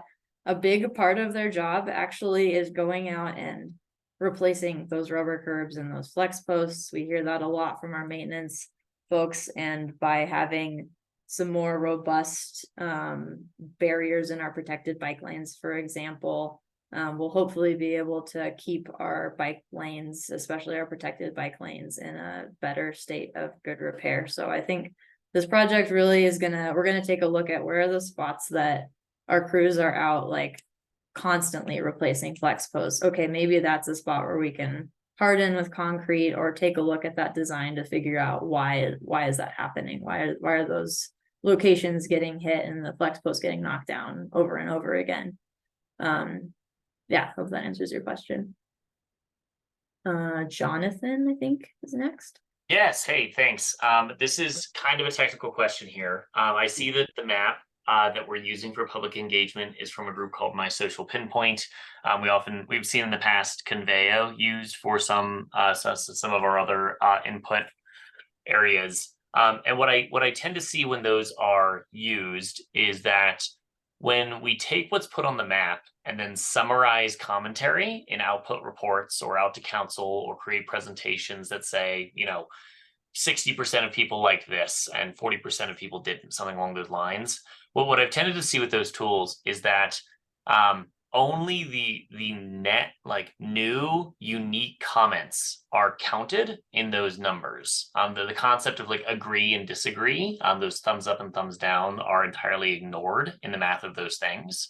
So I've seen situations, for example, where there might have been, say, 10 comments on a study, 80% negative, 20% positive. But if you actually did the math on how many people thumbs up existing comments, that math totally flips and it's 80-20 in the other direction. So as we advise people to fill on how to fill this out, I'm wondering, do we need to make sure that people are re-commenting with unique comments as we've had to do in past studies? Or are we going to be somehow accounting for these sort of upvote and downvote concepts that are in the tool? Yeah, great question. And we actually chose Social Pinpoint specifically because it had the upvote, downvote thing that was really important to me. So yes, we will definitely be taking into account the like upvote, downvote stuff. Don't need to replicate comments. And actually, another funny aside, so we got so many comments in the first 2 weeks that we like kind of broke Social Pinpoint. It no longer is displaying some comments. So if you were one of the early folks that dropped a pin on the map, your comment might be gone on the user interface side, but we still have it on the back end. So rest assured, all the comments are still being captured. The user interface just doesn't have the power to be able to display them all. So just a quick side note that might be something that you encounter. But yes, Jonathan will definitely be accounting for those up and down votes. That was really important. Awesome. And thanks for that, because it's been I've just always felt really dumb like rewriting the same comment right next to another comment, so this is way better. Yeah. Well, thank you. I love Jonathan with his complete knowledge of the city's vendor list, feeling kind of dumb. But no, I appreciate your technical prowess, Jonathan. But for anyone that hasn't, this map is really awesome and it's really detailed. And I'm sure it took a long time to get all these bike lanes and bikeways on here. So you really should do it. And Denver Moves Bikes is one of our programs that most implements the goals we have as a city. So thank you so much, Taylor, for coming and present on this. Yeah, thanks, Jake. Thanks for having me. And yeah, feel free to reach out if you all have any questions. All right. Flat on the dot, after all of that, we've reached 6 o'clock. And so we'll skip it on odds and ends today. and feel free to follow up with anything that we talked about today. But with that, I know everyone's got busy lives, and we'll return you to your life right on time tonight. So have a good evening, everyone. Very productive and good meeting. Thank you. Thank you. Thank you. Yes, super productive. Jake, yeah. Have a good one, guys. Happy Thanksgiving.